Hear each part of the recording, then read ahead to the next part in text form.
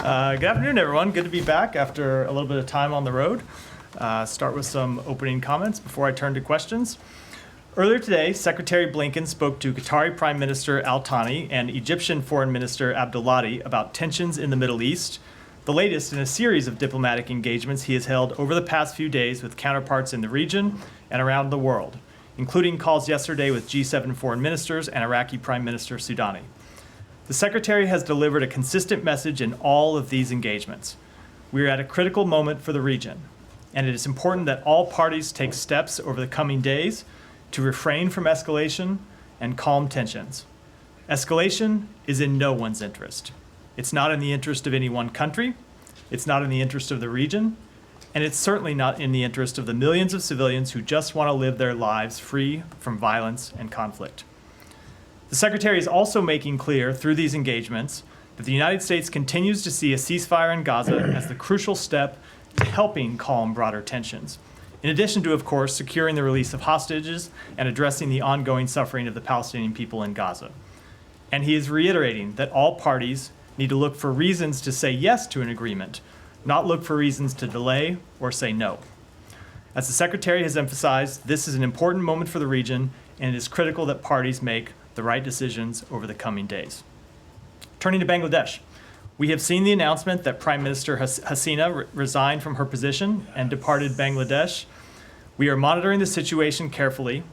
The United States stands with the people of Bangladesh. We urge all parties to refrain from further violence.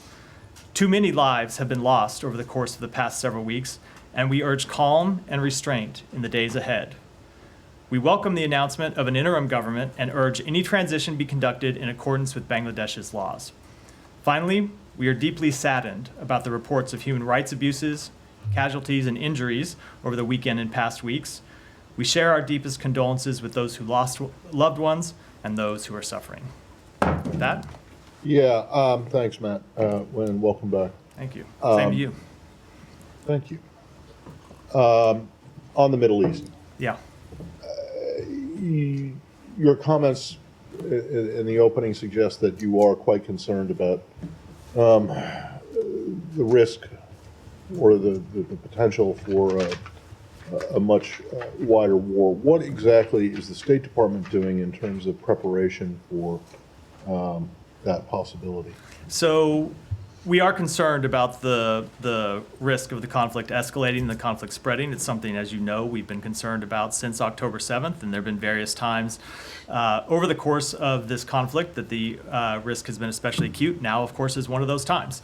And so what we are doing, the Secretary and others in the State Department are communicating with all the relevant parties in the region to make clear, as I said in my opening remarks, that escalation is in no one's interest, and asking that people use their diplomatic relationships to make that clear to others in the region. Okay, for this, my specific question, and I'm sure there's tons to say about your outreach to other countries. I'm talking about internally within the U.S. government, what is being done to prepare for the possibility that that there is a wider war and that there will be American citizens in need. So there are a few different things. So let me take a broad answer to that before getting to the specific last one. Obviously, you've seen the Defense Department make certain announcements with regard to force posture. Deterrence is an important part of encouraging de-escalation.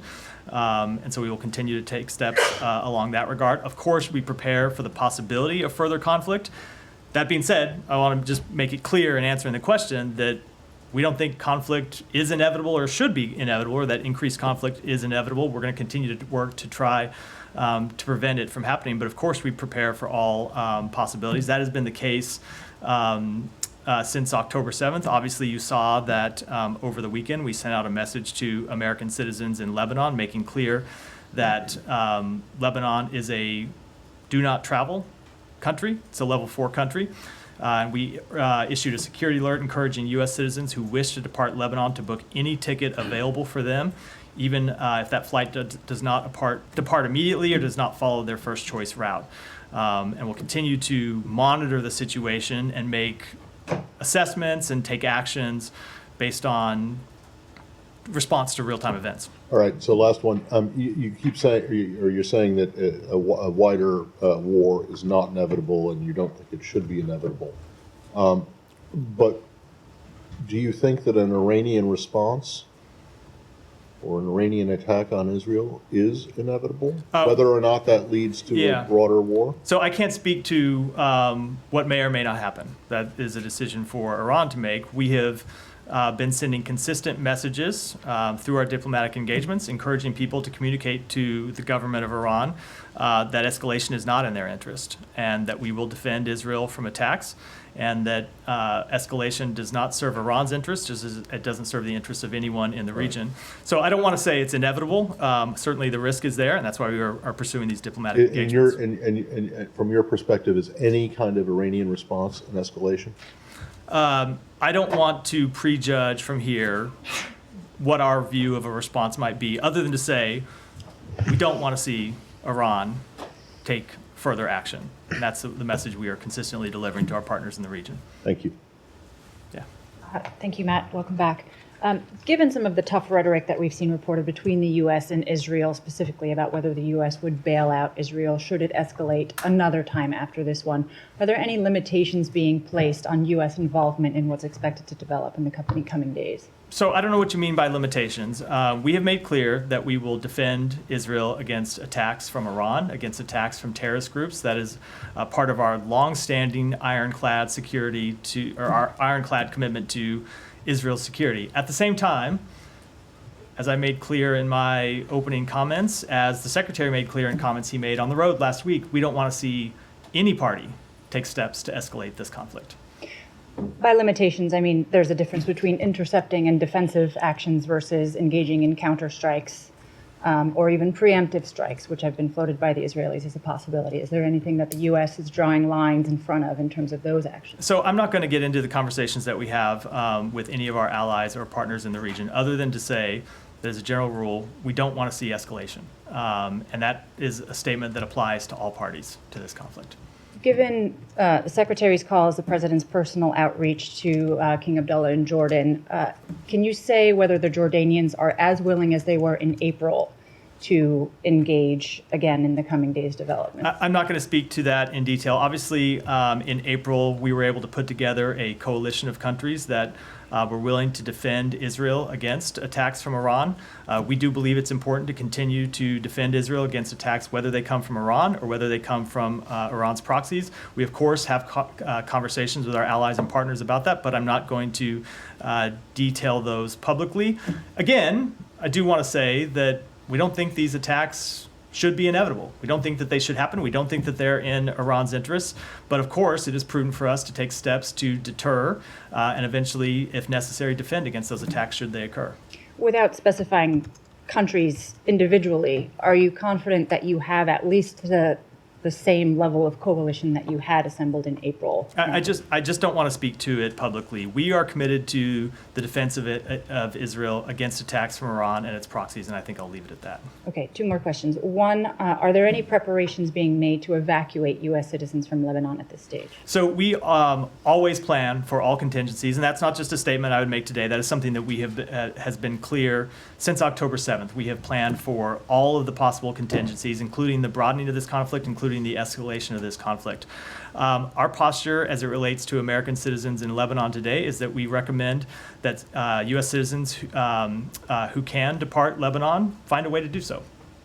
Okay, but nothing specific on the potential of an evacuation? I don't have anything to announce here, but as I said, we always prepare for all contingencies. Okay, and on prospects for a ceasefire deal, which this department and other agencies in the U.S. government have been stressing is a crucial key step. I mean, it appears notable that the talks over the weekend in Cairo were hours long. The CIA director was not there. Not to say that an absence of an altogether absence of the U.S. presence, but isn't that an indication that there's nowhere to go on ceasefire talks right now? I mean, how would you characterize them? Are they not stalled? So I wouldn't characterize them as stalled. I would characterize them the way we have said before, which is we have reached an agreement on the framework. That agreement still stands. Nothing that's happened over the course of the past week has done anything to erode the fundamental agreement on the framework to this ceasefire. That stands, but where we also what's true is that we continue to have other areas where we need to bridge the differences between the two parties. And so Look, ultimately, it's not a decision the United States can make. It requires the parties to take these choices, and it requires the parties to get to yes, and not look for reasons to delay and not look for reasons to say no. And so the message that we have consistently communicated to everyone in the region is we want to see a ceasefire. We think a ceasefire is in the interest of Israel. It's in the interest of the Israeli people. It's in the interest of the Palestinian people. It is in the interest of the broader region. So we are going to continue to use all of the diplomatic muscle, all of the influence that we can bring to bear to push to get this ceasefire over the line. And since this is the first time we're hearing from you specifically, I mean, would you say that the assassination of Hania, who was, of course, a lead negotiator in these talks, was at least not conducive to seeing them brought over the finish line? The president spoke to this over the weekend, and I think I'll let his word stand. He said it certainly didn't help. Okay, I have another one for Russia that later. Okay. Thanks. Jordan has, of course, been heavily engaged with the Iranians as well.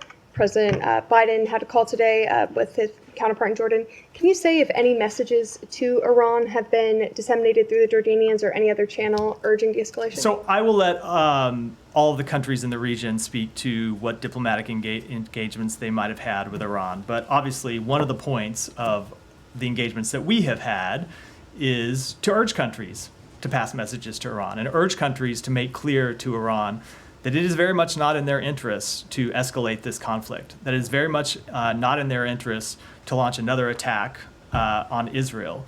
And so I'll let countries speak to the degree to which they've had those conversations, but I can tell you in the engagements that we have had, every engagement that the Secretary has had, not just over the weekend, not just today, but going through to last weekend, he has heard a consensus position from all of our allies and partners, both in the region and around the world, that they don't want to see the conflict escalated. So certainly I would expect that some of them would pass that message along and impress that point upon the government of Iran, but I'll let each individual country speak to their particular conversations. So there's a consensus position against escalation, but is there a consensus on whether Iran does have the right to launch any kind of retaliatory act? The consensus position is that Iran should not take further action.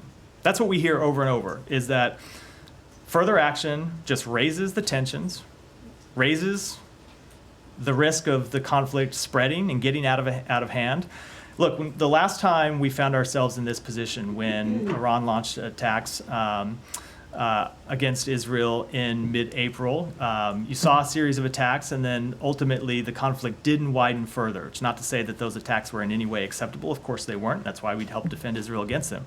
But that was a moment of real peril for the region, and we were able to chart a path that ultimately got us through that time without it tipping into a wider war. But every time you have one of these cycles of escalation, you have a risk of parties miscalculating. You have the risk of them taking actions that get out of hand or that have unintended consequences, and that can affect the ceasefire negotiations. It can affect the risk of broader conflict. And so the message that we are consistently sending is don't take this step. You don't need to. It doesn't serve anything. And it only puts the entire region at risk. Alex, go ahead. Thank you, Matt. There does seem to be consensus that something is coming and that something is coming soon. Now, I was wondering if you could speak to reports that the Secretary told his counterparts at the G7 that this could happen today or tomorrow, and why you think that the time frame essentially has shrunk compared to last time when Iran took a bit more time to prepare for their response. So I'm not going to speak to those reports. And again, as I've said, we don't think this attack should happen, and we are working to try to prevent it from happening. So I'm not going to give you any kind of window, any kind of delineation of when we might be in a window or a potential window of attacks that we're trying to prevent in the first place. So that's the focus that we have, is trying to impress upon everyone in the region that escalation is in no one's interest and they shouldn't take further escalatory steps. Have you seen any indication that Iran is preparing or Hezbollah is getting ready? I mean, obviously Hezbollah might be the more dangerous party because they're closer and their stuff might be pre-positioned. So I'm not going to speak to any type of intelligence assessments or other things that we might see, other than to note that Hezbollah consistently launches attacks across the border at Israel. It's not something that they would necessarily have to prepare for. You look at, just about every day over the past few weeks, there have been attacks that Hezbollah has launched on on Israel. So it is an ongoing conflict across the blue line that we are attempting to manage and attempting to ultimately reach a diplomatic resolution to.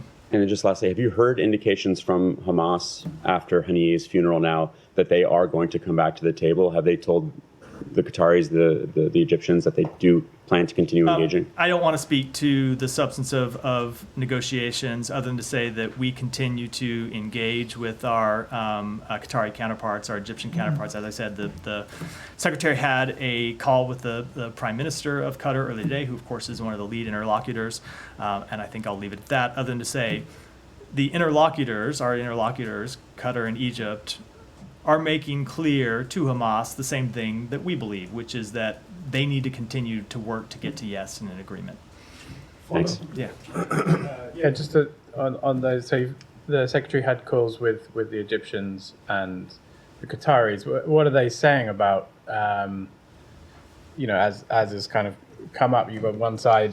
They've been the interlocutors in these negotiations. One side has just assassinated the lead negotiator. Are they willing to continue hosting these talks when it seems like one side is sort of has just taken an action that seems to threaten their position as mediator? They are, and we continue to express our gratitude for the role that both Qatar and Egypt have played in trying to reach a resolution to this conflict and trying to reach a ceasefire that we eventually want to turn into an end to the war, and of course beyond that into broader peace and stability. Both of those two governments have put an extraordinary amount of work into reaching a ceasefire, as we have put an extraordinary amount of work, and they remain committed to trying to push forward in negotiations and reach an ultimate deal. And just on the question of an Iranian response, so in April, there was an attack on an Israeli attack on an Iranian diplomatic facility or consulate facility. I think at the time there was never a conclusion from the U.S. whether it did count as a consulate facility or not. Now we've got an attack on Iranian territory. Do the Iranians have the right to self-defense in this case? So I'm going to answer that question this way. The right is one question. What's productive is another. And ultimately, we don't think it's productive or conducive to anyone's interests, including Iran's, to conduct further actions, be they retaliatory or not. Any further action by Iran just raises the risk of increased tensions. It raises the risk of further response from Israel or from other parties, and ultimately gets us into this position that we have worried about from the beginning, that you get a conflict that can spiral out of control. Now, we are working to prevent that from happening, and I think the point that we are trying to make to all the parties involved is that they all have agency as well in trying to prevent that from becoming an eventuality. And so that requires all parties, including Iran, making the appropriate decisions in the days to come. And that means not taking steps that could lead to a wider conflict. I think it's incumbent upon them to make those types of decisions. In the interest of consistency, though, wouldn't your message to the Israelis is this is not helpful, or that's the president's words? I guess people would expect you to maybe go a bit further than to say this is not helpful when you're making these kind of requests of the Iranians not to respond. I mean, the president said that he didn't believe it was helpful, and the secretary said on Thursday that all parties should stop taking escalatory actions. And I don't think we could be any more clear than that. Just a brief follow-up on Alex's line of questioning. At least one airline has said that they're going to avoid airspace over Iran and Iraq in the coming days. Is that advice that's come from the United States? Is there a security assessment for U.S. airlines in particular? I don't think it'd fly over Iran. I would defer to the FAA to speak to that. It's not something I'm aware of from here. So, yeah. Thank you, Matt. Welcome back. Thanks. Good to see you. Matt, in your response to Libya and to Simon, as a matter of fact, you urged the Iranians, it's not in their interest to respond and so on. But at least, do they have the right to respond? I mean, is that part of self-defense? So as I just answered that question. On the issue of self-defense. I just answered that question in response to what I got from Simon. A right is one thing. Right. Taking steps that are productive and are conducive to the interests of their people, that are conducive to the interests of the broader region, are another question. And in no way would a retaliatory action by Iran in any way serve the interests of the Iranian people or the broader region? And that's precisely why I'm asking you, because you mentioned the word right. So you are acknowledging that they do have the right to respond. No, I did not acknowledge that. Okay. I acknowledged So, the question. Okay, then let me ask you, if this was, let's say, happened in any of the Western capitals, wouldn't they be sort of obligated to respond? I'm not going to deal with a hypothetical. Okay, all right. We'll deal with something real. Last week, a week ago, yesterday, Sunday, an errant rocket hit, or maybe intentional, hit a small town of Majil Shams, a Syrian town, Syrian citizens, and so on. And you said that Israel had a right to defend itself. I'm not you personally, but I'm saying. So, what's different? I mean, everybody was everyone was saying Israel has a right to defend itself. Why doesn't Iran have a right to itself when the guest house, I don't want to make comparisons, but it's like the guest house in London or maybe Blair House or anything. I mean, something that really touched the sovereignty of Iran. So I take the point of your question, Saeed. It is not in any way, however, useful at all for anyone in the region for Iran to consider taking such steps because of the risk, as I said, that this could potentially get out of control. And that's the message we will continue to impress on them. All right, let me ask you on the negotiations. Why do you continue to have the notion that Israel is negotiating in good faith, when in fact it killed the chief negotiator of the other party? I mean, if you go and shoot the chief negotiator, you kill him, people must think that you are not very serious about negotiations. So I will speak to what we've seen in the negotiations, and that is, first of all, an agreement to the framework, and then some other issues that we are trying to resolve going forward. And I'm not going to assess the motives of any of the parties involved. What I'm going to make clear is the position of the United States that we have impressed upon the government of Israel quite directly that they need to work to get to yes on this agreement. Okay, but Israel is not even allowing the food to go in. I mean, aid is rotting, and they're not allowing anything to go in. And the situation is very, very dire in Gaza. So if they're not even showing that kind of gesture, why should they be taking? So it's not a question. So Said, I'm gonna not quibble, but I think the it's not a premise. What you stated in the lead up to your question is not incorrect. Is incorrect. Okay. It's not that they are blocking aid from coming in. They are letting aid come to the various crossings, and then we continue to struggle with the security situation inside Gaza of getting out of the crossings, and that's something that we're working through with the government of Israel and the various UN agencies. But ultimately, it is always going to be difficult. We've seen that now more than 9 months into this conflict, and what we've seen is it is always going to be difficult because of the unique nature of Gaza and the unique nature of this conflict to move humanitarian assistance around when you're in the middle of a conflict between the IDF and a terrorist organization that continues to kind of pop in and out of civilian infrastructure. And so that's why we continue to work for a ceasefire, because ultimately that is the way to solve this humanitarian crisis that currently plagues the people of Gaza. And finally, I have one last question. An Israeli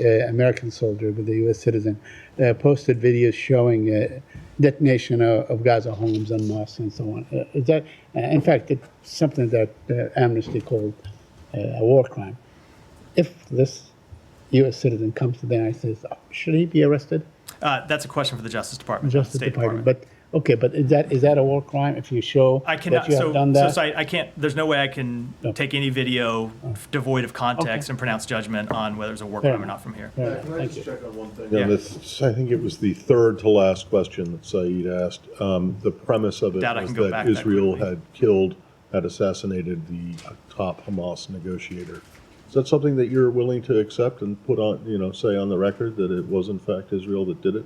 Or have I missed something over the course of the last I will let every country speak to their actions. The United States, for our part, was not involved in any way. I'm not asking if you were involved. I'm asking if you accept the premise of the question that Israel did in fact do it, if in fact the Israelis have told you that they were responsible. So I am not going to speak to what any other government may or may not have done. I will make clear that the United States not only was not involved, but we were not aware of this incident before it occurred.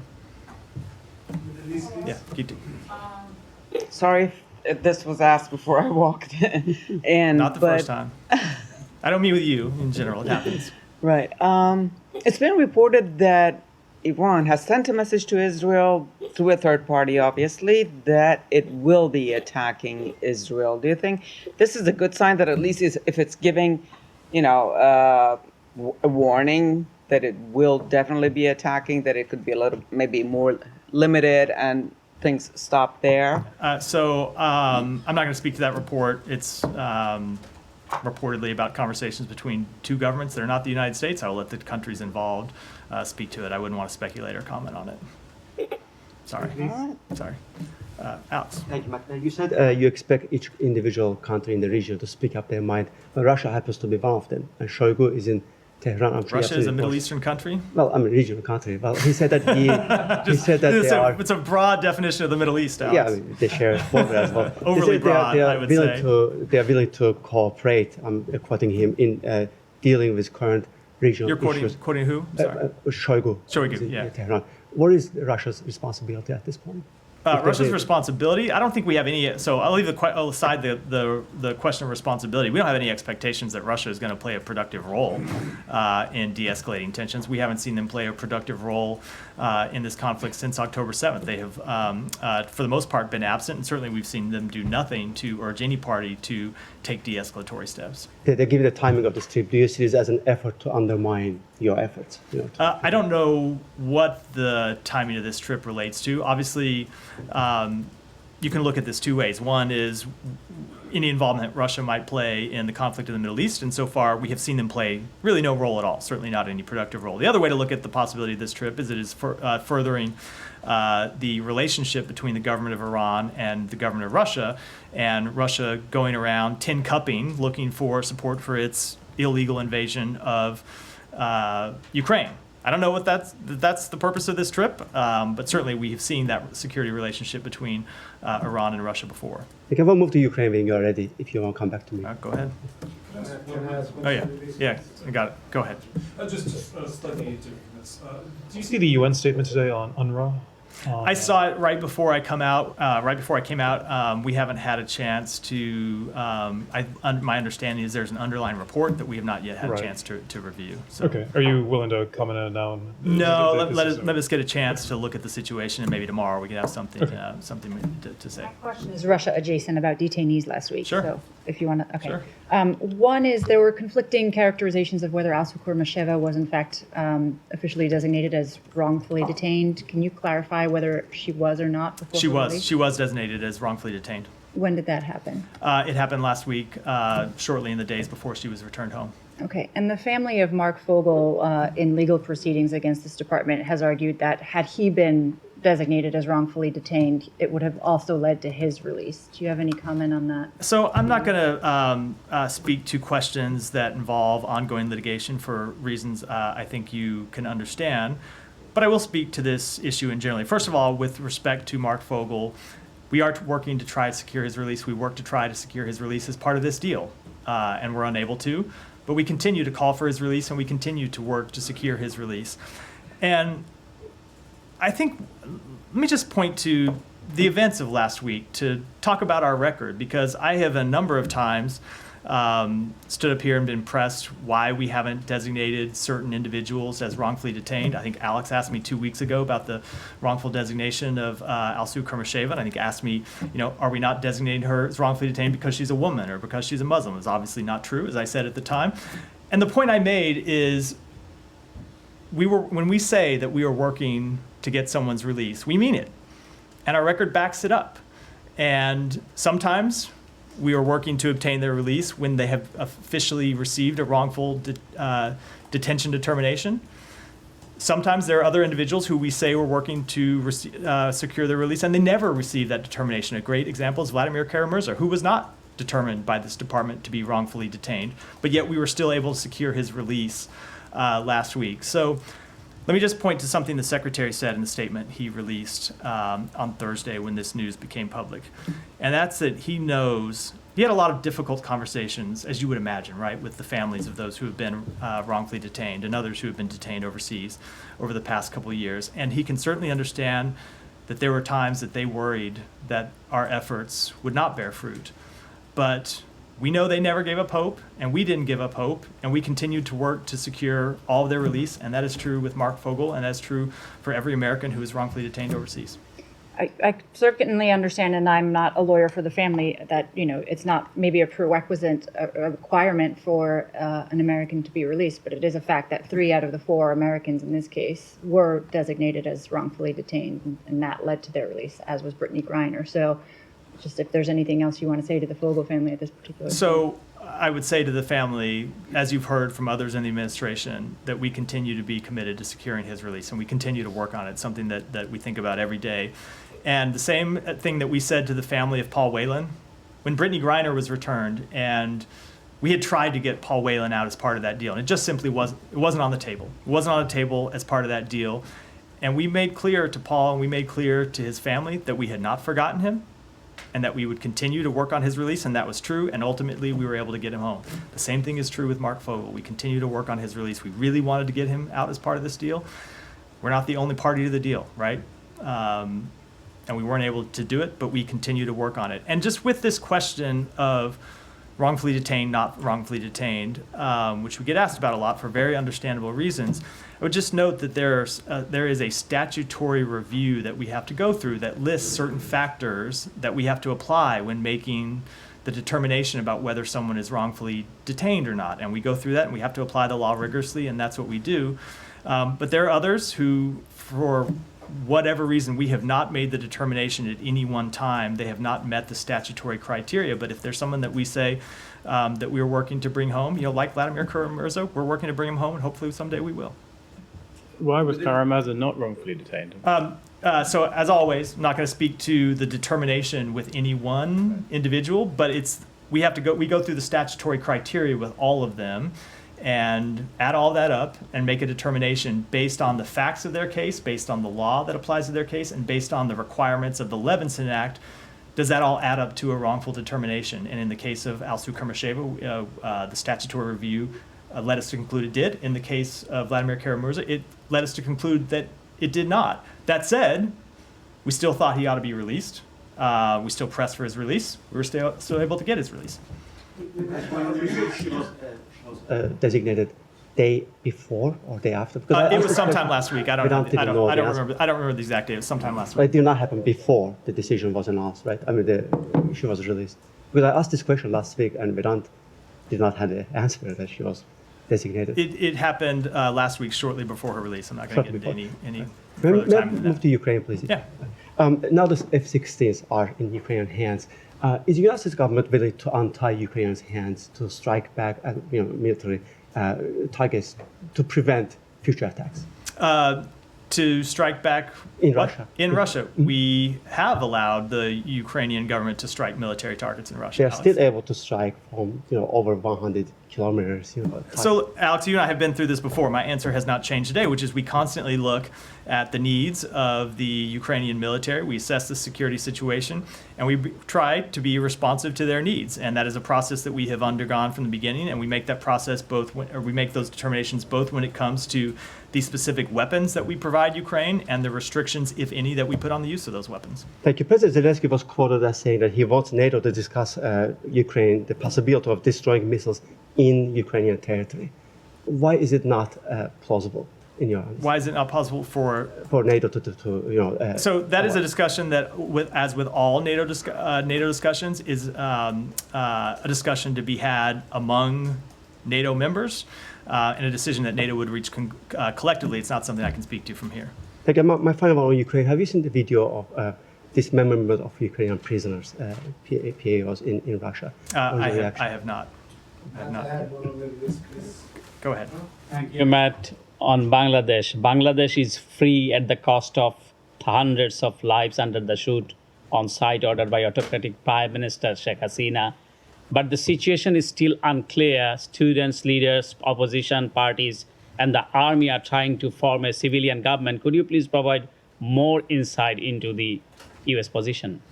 So, as I said, a few things. Number one, our condolences, of course, go out to those who have been hurt in the violence over the past few weeks. We are focused now on supporting an end to the violence and for accountability. All decisions regarding the interim government should be made with respect to democratic principles, rule of law, and the will of the Bangladeshi people. Yeah, as you said, accountability. Sheikh Hasina fled to India. and she is trying to get any of the Western country, will you allow her to come into the U.S. as she commit crime against humanity largely? I'm not aware of any request of that nature. Yeah, go ahead. Guys, one at a time. The recent fall, we already know Bangladesh government led widespread violence and chaos.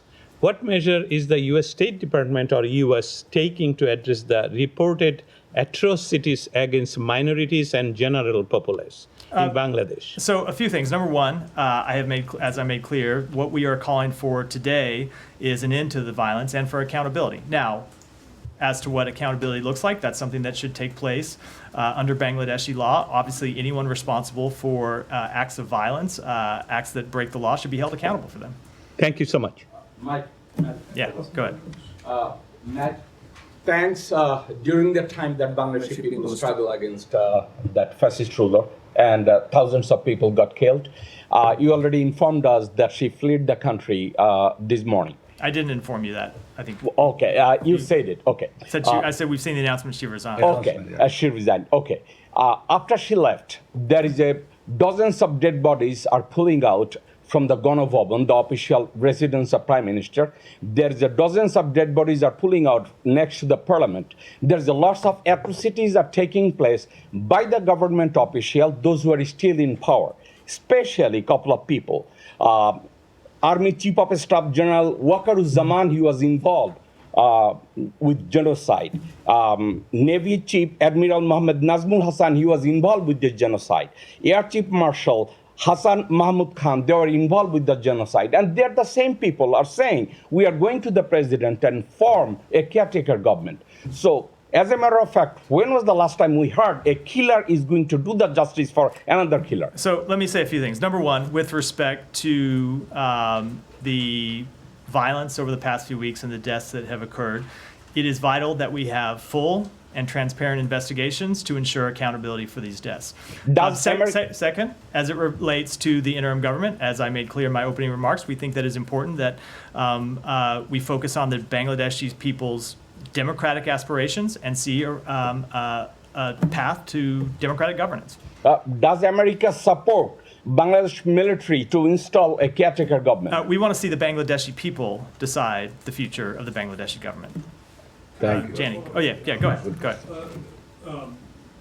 Has there been any contact, as far as you know, with Bangladeshi officials, be it in the military or in the former government? Or I don't have any to report today. There may have been contacts from our embassy, but I'm not aware of any. Don't have any to announce. And just also in terms of some U.S. issues with Bangladesh, the issue of the Rohingya, of course, has been something that's been quite important between the U.S. and Bangladesh.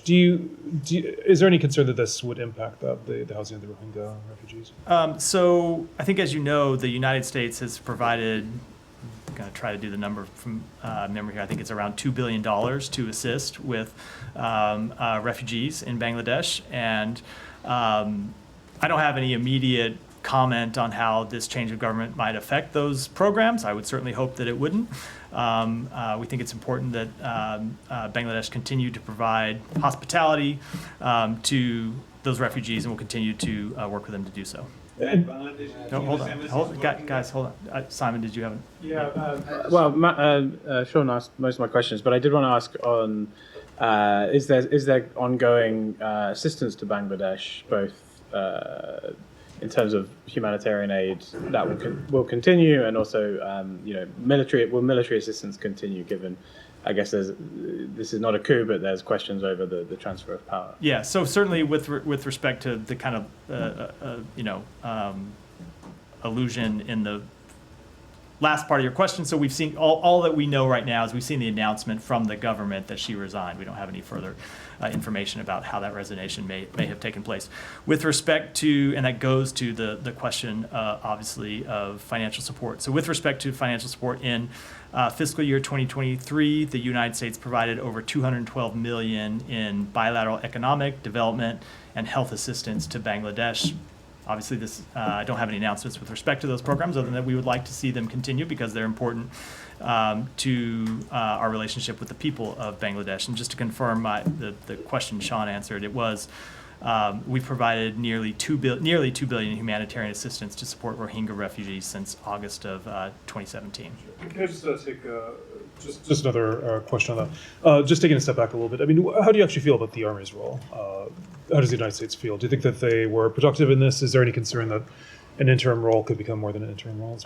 So let me answer that two ways. One, with respect to their role over the past several days, we have seen the reports that the Army resisted calls to crack down on the protesters, and if those reports are true, certainly that is something that we would encourage. We don't. We made clear, I think, for several weeks now that people have a legitimate right to protest and to peacefully assemble, and we opposed any kind of violent crackdown. So if it is true, in fact, that the Army resisted calls to crack down on lawful protesters, that would be a positive development.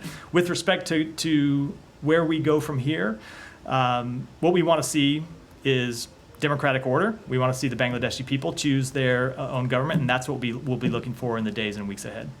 Let me go to Janie. Thank you, Matt. Two questions. North Korea announced that it will deploy a large-scale tactical nuclear ballistic missile launcher to the front lines. What do you think of North Korea's sudden actions? We would encourage North Korea to discontinue taking provocative and unproductive steps and return to the negotiating table. Do you think North Korea's seventh nuclear test is imminent? I don't have any assessment to offer on that. A quick question. North Korea is currently experiencing many casualties due to flood. South Korea said it would provide humanitarian aid, but North Korea chose only support from Russia. What do you think of North Korea, which selectively chooses humanitarian aid? So obviously our thoughts are always with the people of North Korea as they are with the people of any country around the world when they suffer a humanitarian disaster. And whatever differences we have with any government, those are not differences with the people of that country. And so we would hope to see the humanitarian needs of the North Korean people addressed. And I'll let South Korea speak to decisions or offers that they might have made. Thank you. Eva, do you have? Yes, Matt. I know you didn't want to answer a question about the limitations, on whether there are limitations on U.S. support to Israel. But my question, when you say that no one, and your message is no one should say no to de-escalation, is it applicable to everyone? Is it applicable to all parties? Is this your message to Israel? I mean, Yes, my statement, when I said all parties, I very much meant all parties, as did the Secretary when he spoke to this last week. Thank you. Yeah, go ahead, and then I'll go. Thank you. Thank you, Matt. The Iranian Security Council members spoke to Kuwait's Al Jarida newspaper, and they said that a U.S. delegation has visited Iran through Turkey with the mediation of Oman. What's your comment on that? And has anyone from the State Department or the U.S. government spoke directly with the Iranians on this issue? So with respect to Iran, we've always said we have the ability to send messages to them or to get messages to them when it's in our interest to do so, and I will leave it at that.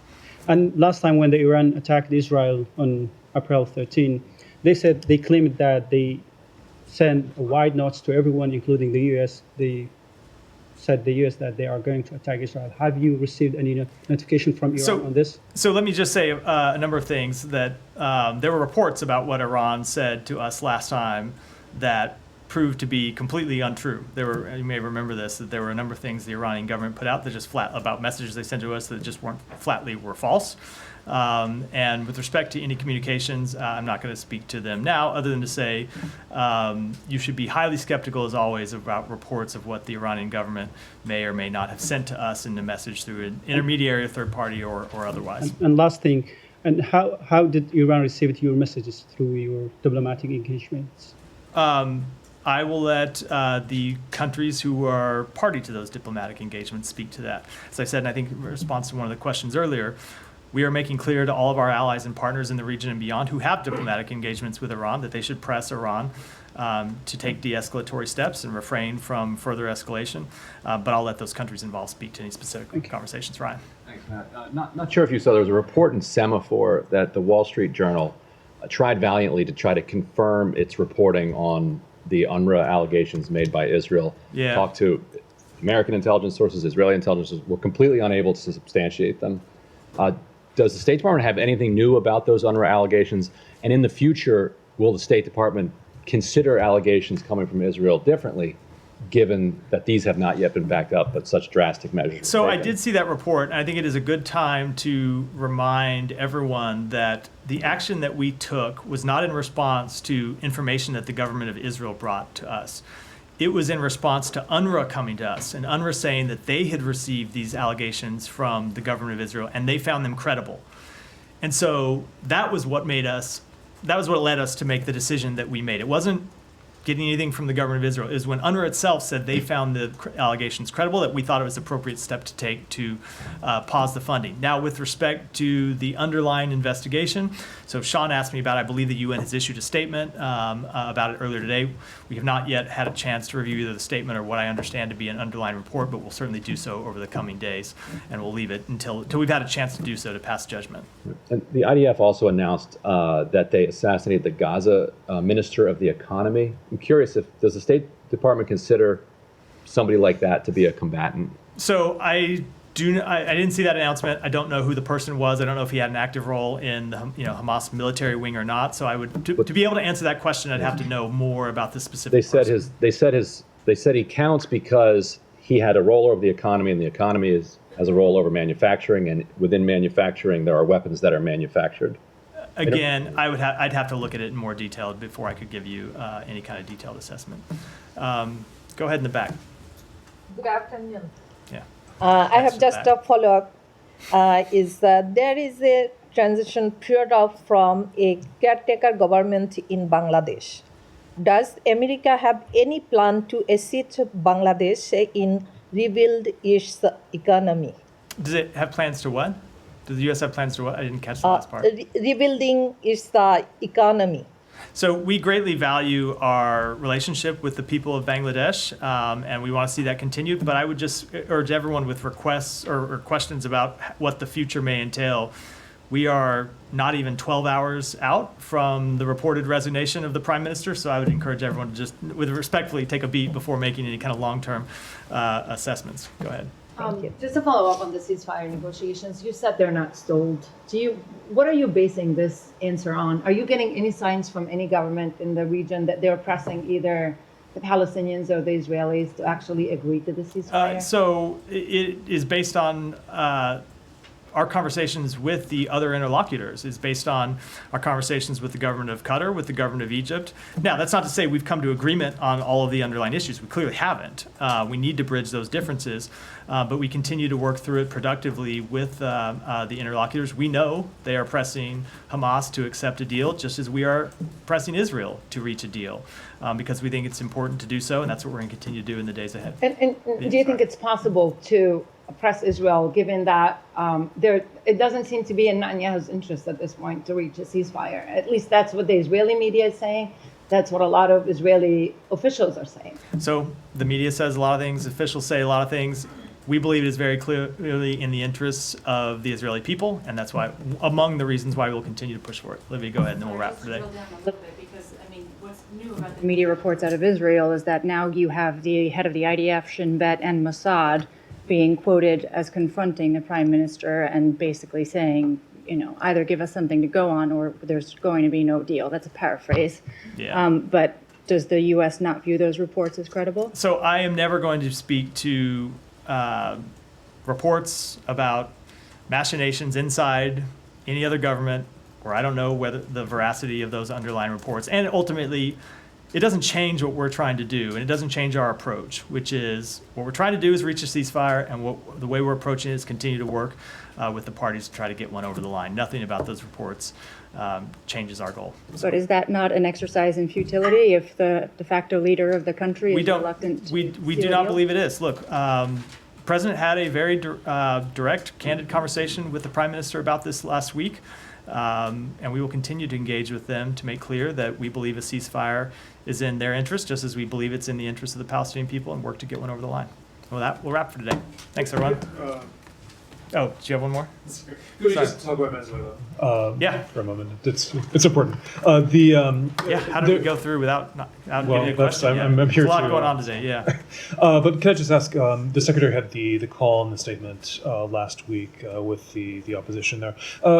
Is the U.S. ready to recognize another interim president, similar to what happened earlier with Guaido, or is it more just a matter of not recognizing Maduro as the victim? That's not a step that we are taking today.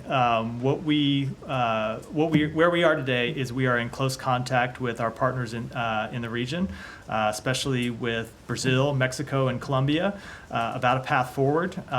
We continue to urge the Venezuelan parties to begin discussions on a peaceful transition back to democratic norms. We continue to call for transparency and the release of detailed tally votes, while recognizing it's been over a week since the election, and any release of those votes would require close scrutiny given the potential for tampering or manipulation in that time frame. So no, that's not a step that we've taken as of yet, but we continue to make clear that the will of the Venezuelan people needs to be respected, and that's what we're engaging with our partners in the region about. Sure. And do you have any reaction to the EU today? So it won't recognize the results. Is there a press for what's the U.S. call for other countries in terms of how to approach Venezuela? Is there also an idea that perhaps other countries should take steps of not recognizing Maduro as the victor? So we would hope to see all parties take the steps that we have done, which is to call for full transparency, to ask for the full results to be released, and then ultimately to begin discussions about a transition back to democratic norms. That's what we're encouraging. It's what we're discussing with our partners in the region and our partners around the world. And we hope all countries would adopt that. Ultimately, this is a question about respecting the will of the Venezuelan people. And as we concluded, and you saw in the statement that we released last week, when you look at the tallies that the opposition made public, it's clear that even if every outstanding vote came back from Maduro, it wouldn't be enough to overcome the advantage that Edmundo Gonzalez had. And obviously saw the report in the Washington Post concluding the same thing over the weekend. And so we're going to continue to push for respect for the will, or the will and the votes, actually, of the Venezuelan people. So, Alex, while we've been in here, I was just sent videos from Russian state media of the apprehensions of both Whelan and Gershkovich. I'm wondering if you've seen them and have any reaction to them. The Whelan one shows him appearing to accept a thumb drive before his arrest by masked men. Have you seen these videos? So I'm going to rely on a rule I established in my very first briefing, which is anything that breaks while I'm up at the podium, I'm going to take a moment and step off the podium and comment on. So I'll be next time I'm back up here, I'll be happy to comment on that. But no, if it's something that broke while I was here, I have not seen them, and so wouldn't. I don't know if it broke beforehand. I was just. Yeah, I have not seen them, so okay. I assume it broke while I was up here. So with that, thanks everyone. Thank you.